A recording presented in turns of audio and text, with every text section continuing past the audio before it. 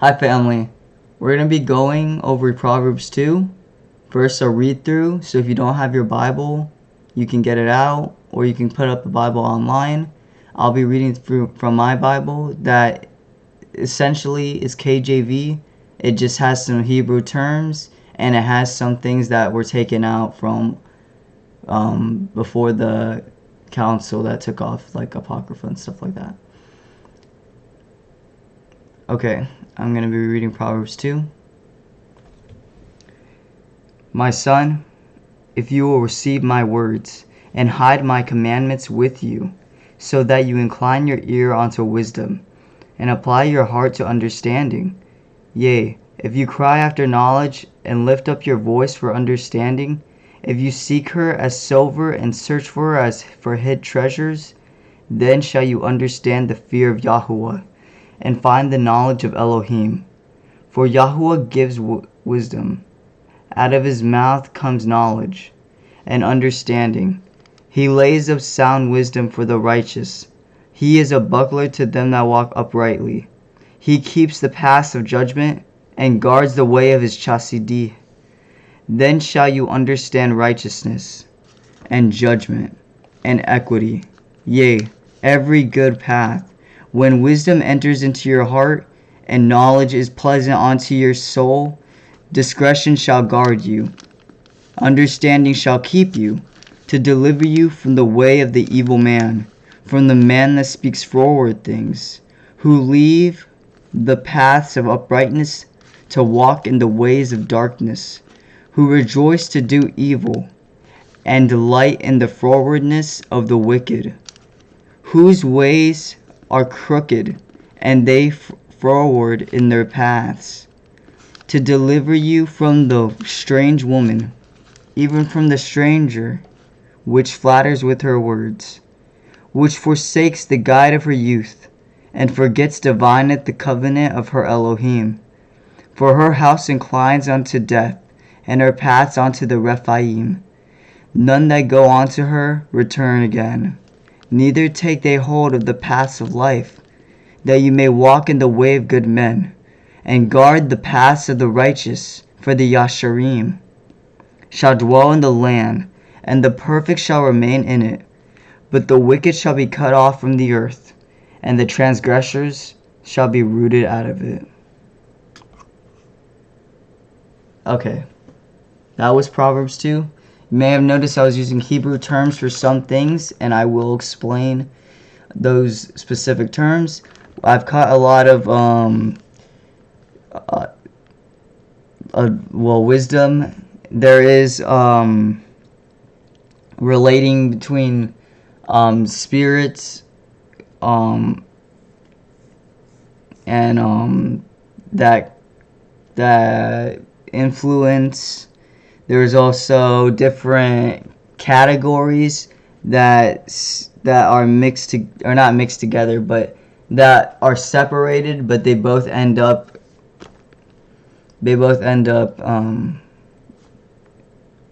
the same.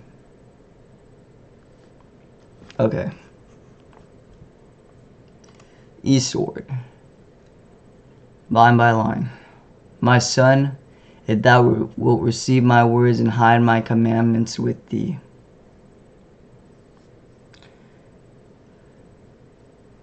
My son, Solomon is probably the one who wrote this. So he's probably talking to his children. And we're talking about this in, this is more of a logical sense, secular, physical reality. But if we're talking about wisdom, which is another symbolic reference to even this one sentence, wisdom is talking to basically all the children who come to her, which she is gonna lead them to God, because wisdom comes from God. We talked about this in the narrative video. We talked about this in Proverbs. But when God created the world, one of his qualities, his statutes, was before the world, wisdom came before the world. The Word also came before the Word, world. The wisdom isn't Yeshua, but it is an aspect of Jesus. Sorry, using Hebrew and Greek. We'll keep going. So that thou incline thine ear unto wisdom, and apply thine heart to understanding.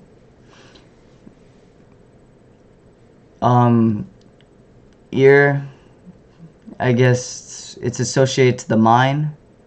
You hear wisdom, everybody hears wisdom, and your heart is what holds your emotions and holds your feelings. You can look up different situations, and throughout surgeries, when people had heart transplants, they'll talk about having an emotional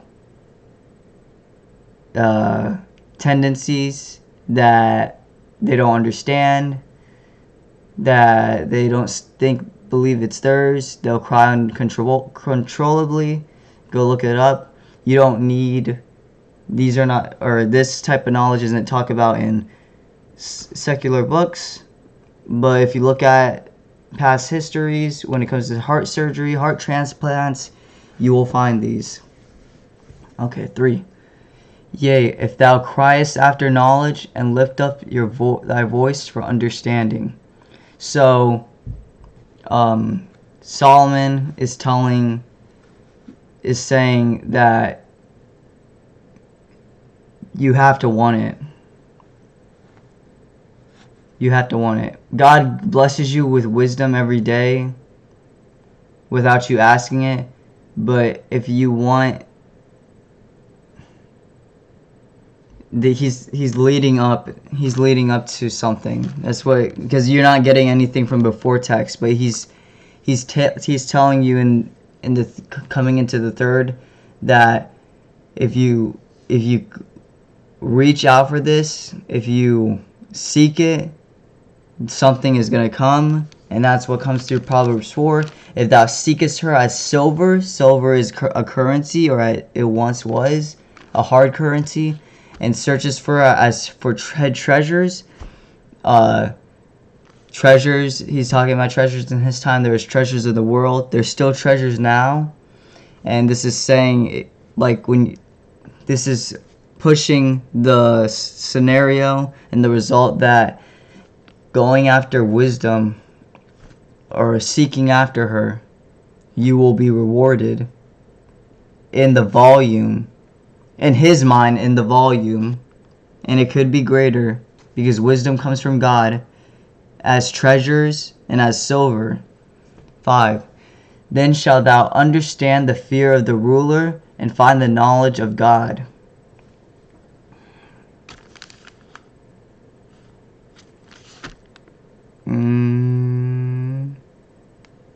Yep. Okay. Then you shall understand the fear of the ruler. A lot of people, the common culture understanding, when it says the fear of God, fear of the Lord, fear of the ruler, is Father sending everybody to hell. That's the common culture thing. But Solomon is telling you to understand the fear of God, it's more than what is commonly understood. And to find the knowledge of God, when you find the knowledge of God, you understand aspects about him, his title and stuff like that. And knowledge, the term knowledge is like, it's not really getting to know someone like a relationship. It's more like studying them. We're going to touch the fear of God, or the fear of the ruler. Because when you're talking about the fear of the ruler, and he's making the comparisons, the knowledge of God, it's talking about, it's not trying to scare you into like, oh my goodness, like pray to, like, it's not, this is not a unhealthy fear, you know. It's not bad tendencies. This is more like the comparison of knowledge or fear of the ruler and knowledge is to understand God as in like studying a king, studying history and stuff like this, and stuff regarding, because it's a lot of aspects.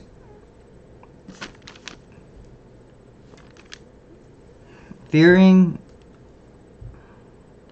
Father, and I'm gonna go about this more in detail now.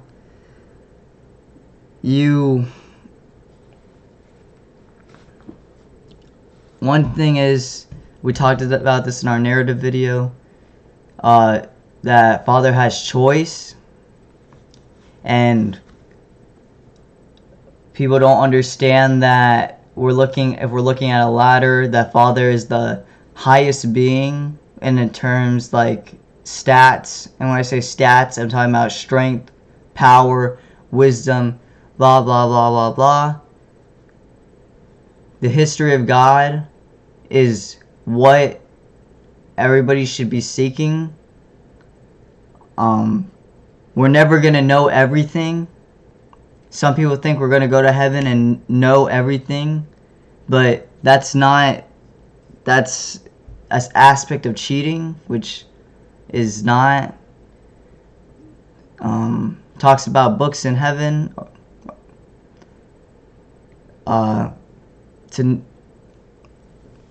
It's basically saying the individuality of God is what you should be fearing. And the term fear here is not fear as in like you fear him so you don't love him, you know? Because Yeshua talks about love your neighbor and love your God. Because God in the flesh. Glory. This fear of the ruler, the term Lord, is a title of, and the same thing with God, it's a title of royalty. Just like if we were in, how everybody respects President Biden. Because, okay, not everybody respects him, but he holds a title, and in that regard, the average person may respect him for it. Same thing.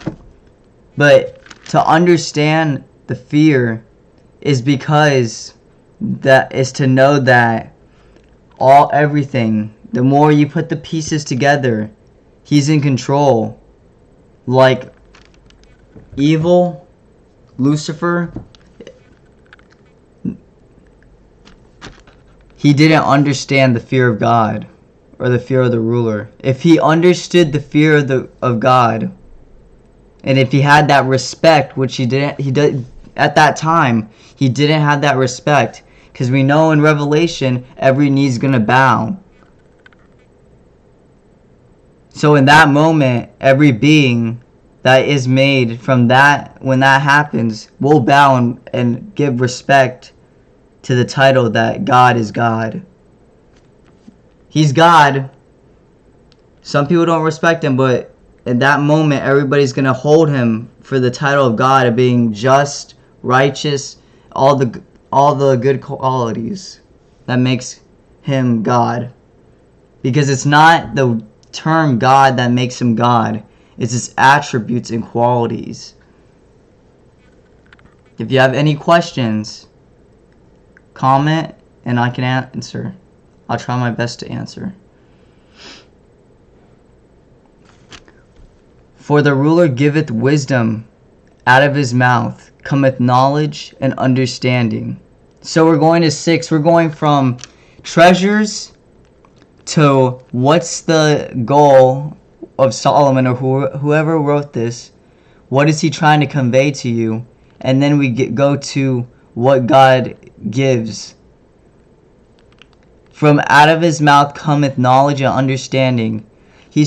So something that is common to us, like speaking, which God speaks, God thinks, God believes.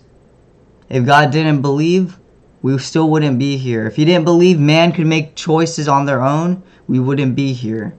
There would be no mercy. We would not be here. So whatever he speaks cometh knowledge. And he gives wisdom. It's a gift. It's not something that parents take away after they give it. Not that term of giving is not broken to pieces. It's a quality. He never lies and he never changes. So he gives. Whether we know it or not, he gives. And it's wisdom. So wisdom, like we talked about in narrative, is free giving.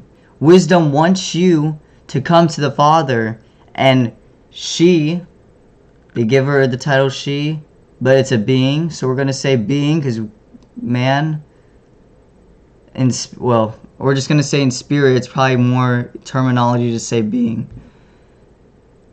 is trying their best to get you to God. In the end, in the Proverbs, there's times where wisdom will laugh at you or laughs at the wicked. Because in the end, wisdom by itself isn't God, but it's the quality of God that came out of God. So the being works with God and it does its best to get you to the Father. I hope this construct of understanding helps you, instead of just saying wisdom comes out of God. Because God created wisdom. And the attribute comes from him. We all in originality come from God. I hope this helps you. I hope you're understanding what I'm saying. If you watch anime, this may help you understanding. There's a lot of truth that's locked away, that is put up to be as a false narrative, like same thing with the heart surgery thing. Let me think. Like power, like your aura. We're using the term aura, and when we use the term aura, we're talking about the pulse you give from your soul that people feel. That's not imagination. That's not fake. That goes through aura and stuff like that. It goes through. It's not necessary for you to be saved to know these things. But in all other religions, they talk about stuff like this. Okay. Going on. He lay up sound wisdom for the righteous. When we think about sound wisdom, it's straight, it's narrow, it's a point, like it's directing you, it's clear. Sound wisdom for the righteous. So what does the wicked get? Because the wicked gets wisdom too from God, because wisdom is trying to bring the wicked to God for them to repent, for them to get saved through the blood of Christ, and to be children of God. So the wicked do not get sound wisdom, because this would contradict. Wisdom laughs at the wicked. So it may be wisdom, but it's not clear. They have to figure it out on their own. But then again, they corrupt it. So maybe the reason why it's not so sound is because it gets corrupted. But it's not, rabbit trail. But sound wisdom for the righteous, and it's not clear wisdom for the wicked. He is a buckler to them that walk uprightly. A buckler. You think of a belt, what do you think of? Something to hold you together. Father, when you're going after Father, and this is still coming to in relation to individuality, choice. He is not taking your choice away. He's trying his best to hold you together. You have angels protecting you. Guardian angels is in the Bible. These guardian angels are protecting you from evil beings that come at you, that it may be, if it's unfairly unreasoned, like you're not just gonna have like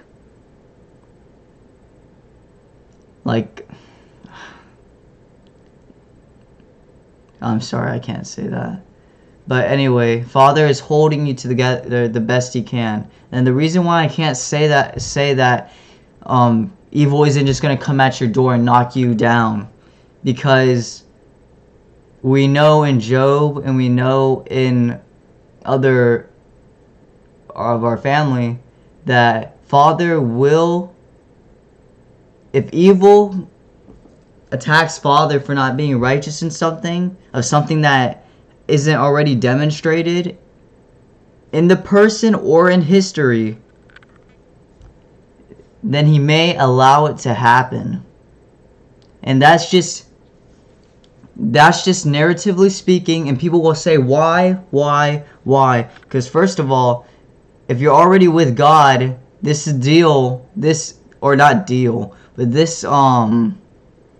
conundrum, this court talking about you of this situation is overall not against you, but it's against the character of God. And if Father hasn't already demonstrated it, like, clearly, even though it is clear, if it's not proof, as secular people put it, as you will, because in the end everybody's going to say you are righteous, God, because you're going to look through your books, through all situations. And here's the thing, if this does happen to you, like it happened to Job, like it happened to Joseph, I have no, like, if that happens to you, if Father allows it to you and you succeed, if you overcome the situation, because Father already wins by allowing it to happen to you, because he's demonstrating that he is fair. But if you overcome the situation that evil presents to you and Father allows, then you will be blessed. Probably, we know in Job, once he understood and once he overcame, he got blessed, like, I don't want to say infinitely, because secularly infinitely goes on forever, but he got blessed like 100 times more than what he originally had. So you will be blessed more for succeeding the scenario that is presented to you. Because you're already a child of God at this point. At this point, if there's a conundrum in court, if we're having a conundrum in court, you're already a child of God. You're doing your best to follow his ways. This is overall a test. If you pass the test, you get rewarded. Not just in like when we go to heaven you get this or that, but your statues, your being, your soul even is elevated. And we can talk about this whole righteousness and sin, like if we can go back to how we talked about narratively about how ghosts don't like to look at themselves in the mirror or whatever, because sin corrupts the soul, and we can't see the final result until it's over. And of course, Yeshua, Jesus, the Christ, his blood cleanses us. You can still be cleaned, even with all these sin, all these attacks. You can still be clean. You can still be saved. We are still in this arc of the book, if you will. We are still in this phase. We are still in this moment because good can still be done. The righteous are still doing their best to keep going. Evil has not triumphed because Yeshua, Jesus, said if he didn't come, if he didn't cut it short, if Father didn't cut it off short, no flesh would be saved. Which means there will be a point in our world, in our society, where evil will have a grip on the people. And it's sad to say, but that's how I see it narratively. There will be a taking away. I don't know why people say there's not going to be a taking away, a rapture, because there's clear evidence of not the term rapture, but people who are saved by the blood of Christ, who are taken away from the pains of tribulation. And when I say tribulation, I might not be talking about the actual tribulation or this, because I am not 100% sure, because there are people who do have to go to tribulation and who still make it through and don't have to die. Okay, that's in Revelation 2. If you want a Revelation study, then comment, and please like, so this can go out to more people. I don't think I'd get censored from focusing Bible from people who are looking to focus on Bible related content. Okay. He keepeth the paths of judgment. He keepeth it. That means he's not straying from it. Father is not gonna do anybody any favors like how man does today. He's not gonna cheat the system. And he preserveth the way of his saints. A righteous man falls many times, but he gets up all the time. He gets up 7 times. The words number 7 is symbolic. It references the righteous man gets up all the time. Which means Father is not going to give up on you. His protection is not going to leave you. You might feel pain or the consequences of your sin, but overall, it's a learning curve. Understand the narrative. Keep going. Because it's not forever. We know it's not forever. Even culture tells us it's not forever. But culture likes to paint a bad picture that Christians who go after God, if you're a Christian, you should already have that anyway. They go after God or have these bad qualities. And sure, not every Christian's perfect, but they're going on a path.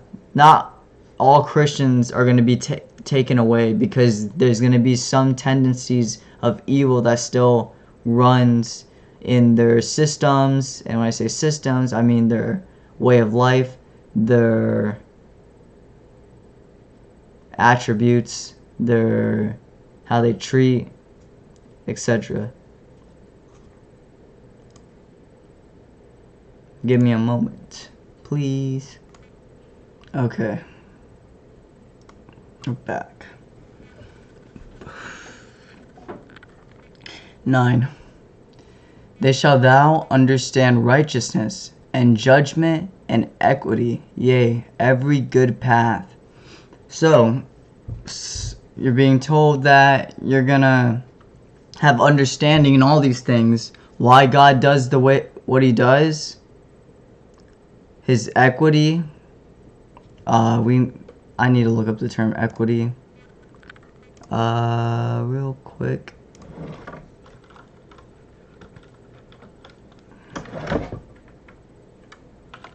equity.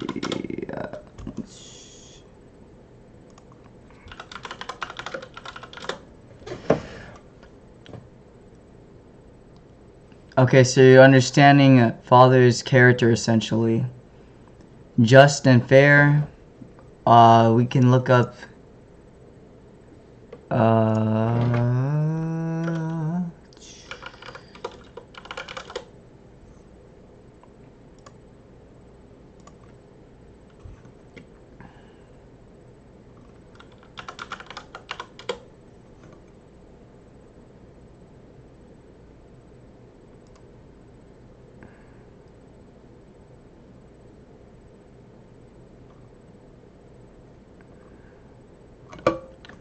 Okay. You see how we have judgment and equity, and in term you look up Google, so and so equity is judgment and fair. That shows in the context that this one of these two words, judgment and equity, was another word, which kind of bothers me.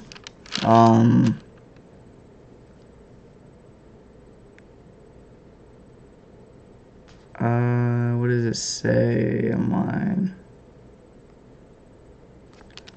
Okay, we don't have it. Yea, every good path. So your reward, you're gonna understand who God is essentially, or you're not gonna get everything because we're not gonna get everything with the time limit we have. That's what I'm trying to say. I'm not gonna say there's not gonna be somebody in our lineage who is able to comprehend even a percent of God, or even like 5% one day, one moment. But this is telling you that you're going to understand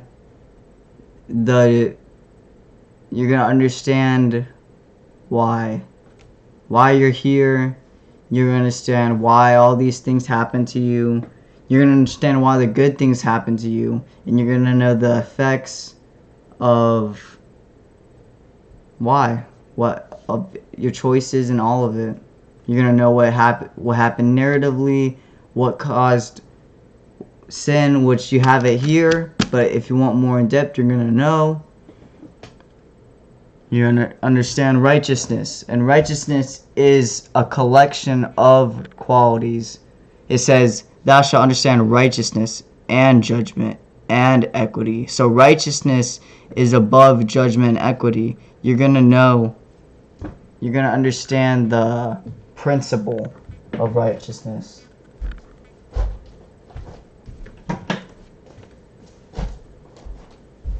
You're going to understand what makes someone righteous. You're going to understand what the righteous usually do. You're going to find different scenarios, so and so, on and on. 10. When wisdom entereth into thine heart.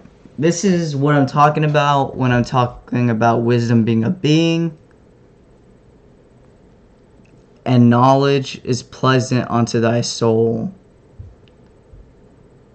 Because knowledge makes people feel secure. It's the secular way of thinking of our society today. When you have proof of something, because knowledge is essentially proof. It's the quality, the trait, but it's an individuality trait. Not everybody's going to have certain types of knowledge. So someone says proof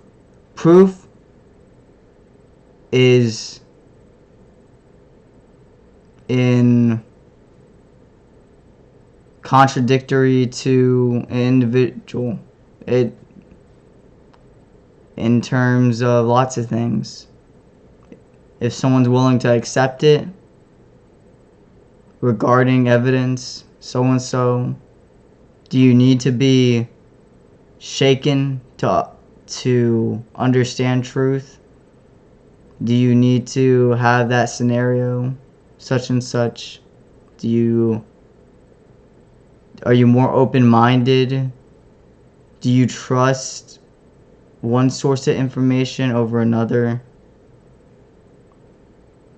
On and on and on. Do you look at one group of people and their history over another?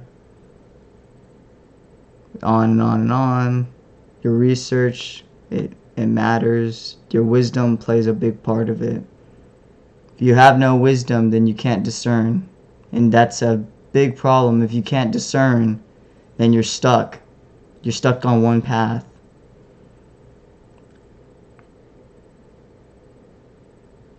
At least when you have Christ and you choose that path, even if you don't have discernment and you're still following the culture of the world, but you apply the values of Christ, you still go, let's say you still watch TV, you still watch the news, and it's like you trust media, okay? But you still have the values of Christ. That is, I can't say, I'm not the judge. I can't say that stuff like that, see? That's an individuality thing. I can say that. But wisdom should, when wisdom enters thine heart, you will be able to discern. It's the same thing with the Holy Spirit. When the Holy Spirit enters, when the Holy Spirit and your spirit's wills are one, then you have the same will as God. Not maybe you might not have the whole picture, but you have the same traits as God, which means, and overall, your views is the same, to help, to give, etc. 11. Discretion shall preserve thee, understanding shall keep thee. We're just following it down. The reward from wisdom entering the heart is discretion. The knowledge is for understanding. 12. To deliver thee from the way of the evil man, from the man that speak forward things. This talks about discernment, the evil man. One man, doesn't matter, being. Discernment is going to keep you. You're going to know. There's going to be signals that come off. See, the person who doesn't have wisdom isn't going to pick up on these signals. May not even pick up bodily tendencies. Your body will try to protect you. There are situations your body sends off signals, because your body is alive. You're in the vessel. The vessel is still alive. You have the cells. You have all these things. And this is kind of a rabbit trail. But, are these considered beings, You can ask yourself that. It's the same thing with, yeast and stuff like that. These things that come alive and die just for you to have processes. Are these things, in reality terms, beings? In my opinion, I say yes. Because they may not have potential, or not, in potentiality, they may not have the same job that we do, but they still are serving processes of God. And you don't see them rebelling. If they did rebel, then you would probably be sick. And I can't say that either. Okay. Sorry, rabbit trail. Just think about it. Think about all these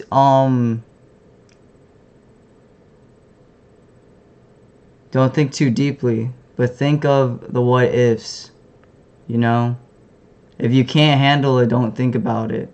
But if you're trying to run the race, if you're trying to be the best you can be for God, the best servant you can be, if you're driven by rewards, if you want the most reward out of this time of being here, then make the push.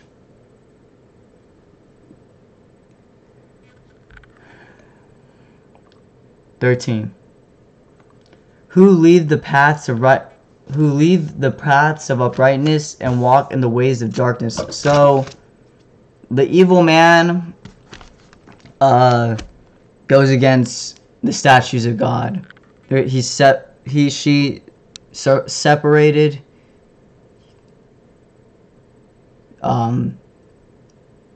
They may say, "I choose not to believe in God, but I choose to believe in evil," which is a contradiction, because evil is the opposite of God. And if you're using your secular mind and thinking, logically speaking, and narratively speaking, you can't just have evil. There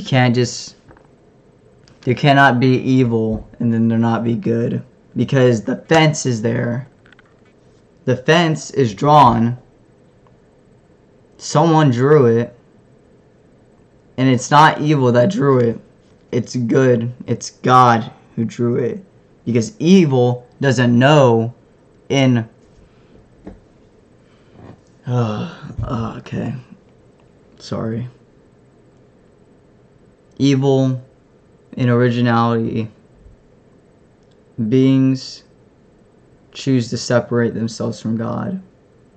They may know what good is. They may not know what good is, but they still choose the statutes that are opposite in contradiction to our Father's statutes. Mercy, giving, doing good, righteousness, patience, meekness. Okay. 14. Who rejoice to do evil and delight in the forwardness of the wicked. That's just context. Someone who laughs at others' pain. These types of subsubjects. I don't really care to get into it.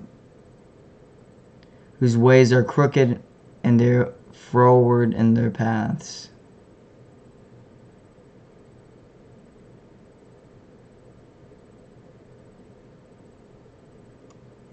Crooked can be related to deceiving. There's no truth in it. When it says their ways, it's talking about their statutes, their tendencies, and all these things. It's crooked. You're probably most likely aren't gonna get truth or the whole truth.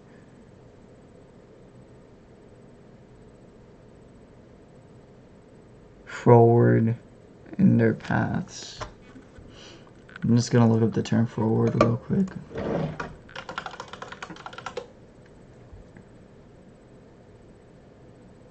Okay, Google says it's someone who's difficult to deal with. I don't think that's what it's referring to here, because it's talking about their ways. I think when it's saying forward in their paths, it's talking about like they embrace that state of being, like they acknowledge of being wrong, or not wrong, but like wicked, like death. When they, like murder, when people say murder is a commonality, that's a trait. Like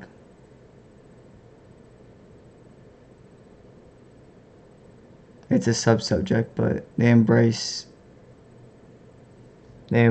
death, and all the embrace murder and all these things. Like it's like I don't. They're fueled by it. Yes, I guess you'd think. Good think.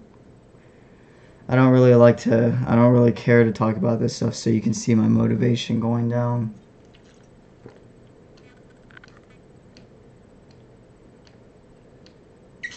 For someone who likes heroes and embraces good and stuff like that, I don't care about these kinds of things. I don't see the point to these kinds of things.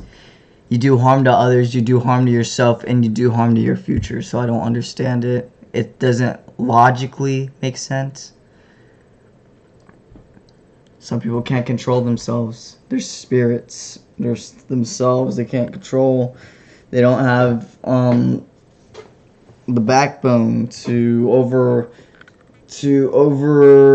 say no to bad thoughts, to evil beings trying to influence them, so on and so on, people, etc. To deliver thee from the strange woman, even from the stranger which flattereth with her words. Okay, this is dual meaning. This is talking about physical, and then this is also talking about spiritual beings. Right here, woman flattereth with her words, talking about, what it's talking about. A woman who tries to entangle a man into doing what that person wants you to do. That's the commonality. That it's trying to make you able to be able to compare, so you can understand what it's saying in the first part. Because in the first part, this is talking about a spiritual sense, talking about beings who pray for your downfall. It's the being that says, you can do that, it's just this one time. It's those types of beings. 17, which forsaketh the guide of her youth. This is a secret right here, talking about how every young person, everybody who's born has a guide.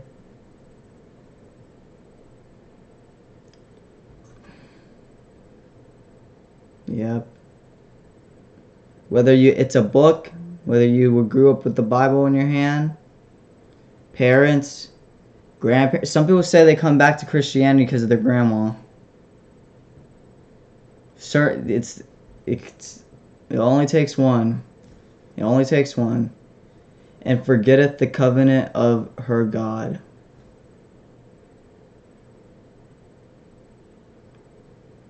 In this sense too, if we're not talking about the physical, it's talking about wisdom. Wisdom is trying to get you to God.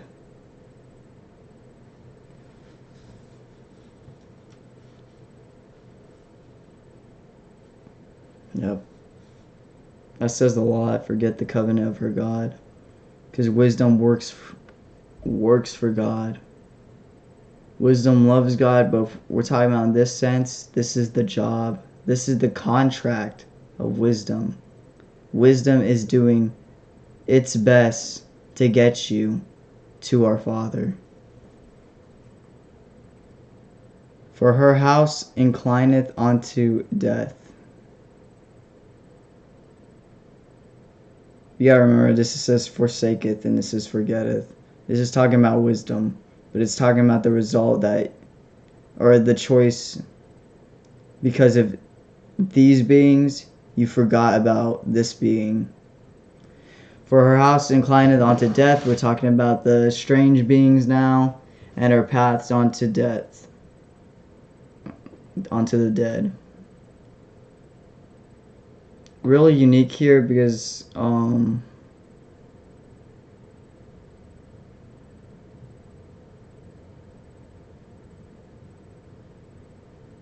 it's weird. The dead. This is spiritual meaning.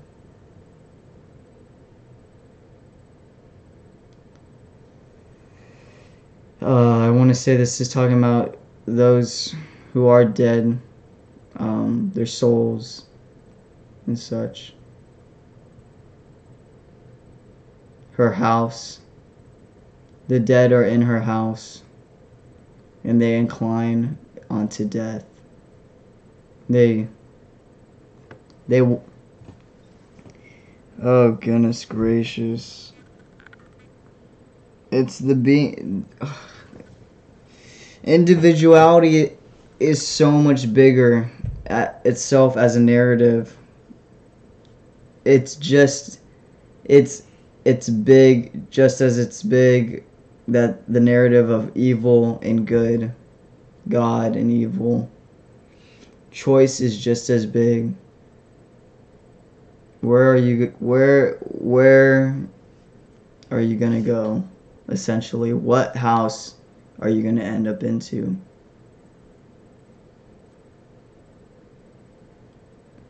I'm looking at this 18 and I'm like, her house isn't that big, but the dead,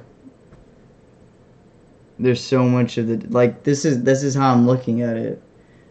This being is not as powerful as God, but she influences so many onto the end result of where they be. Because it says the dead. They hold one title in her house. And it reminds me of Jesus and the man who had the spirit in him. And the spirits called themselves in collection Legion. That's the reference. That's a reference that's a lot of not symbolic, because we're talking about a reality which secular can't see. Some Christians will call it symbolic, and it is symbolic, but it's truth. Know that go on to her returneth again. Neither take they hold of the paths of life.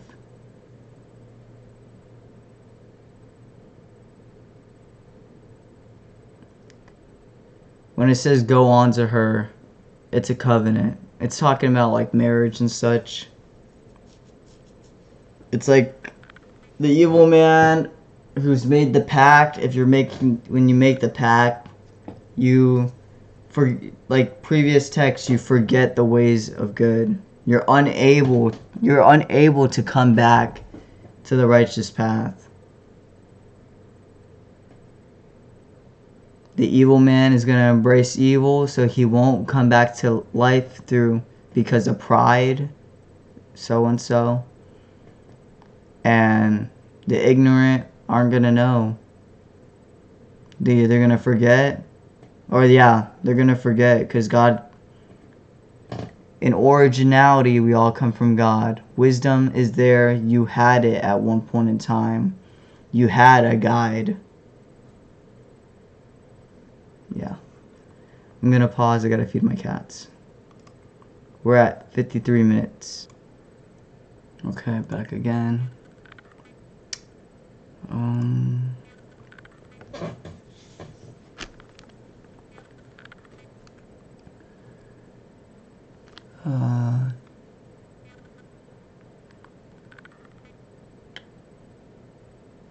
20. That thou mayest walk in the way of good men and keep the paths of righteous. This is trying to inform you. For the upright shall dwell in the land. The land. In terminology, the land is talking about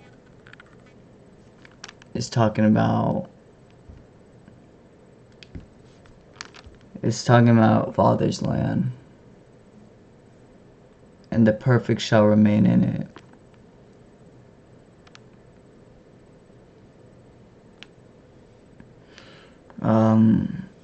The land it needs more studying, because the whole world was created by God.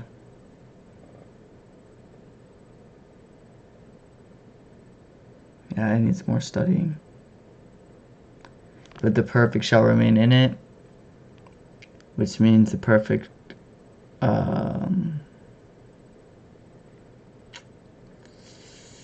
It's hard to say. It's hard to say if this is New Jerusalem,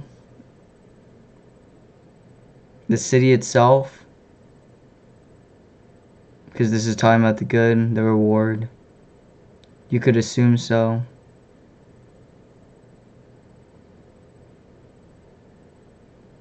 Yeah, you could assume so. But the wicked shall be cut off from the earth, which means they won't be on the earth. And the transgressors shall be rooted out of it.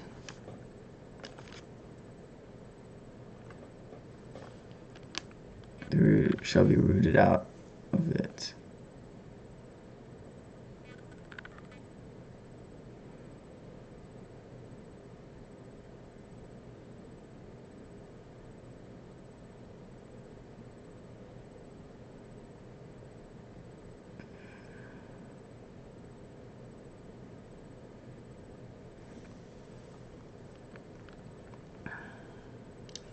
Sorry. I hope you've gotten something out of I hope you've gotten as much as I could to help you. I'll see you I'll see you next time for Proverbs 3. Family, I love you. God bless you. I'll be praying for you. We're family forever. Amen. Glory.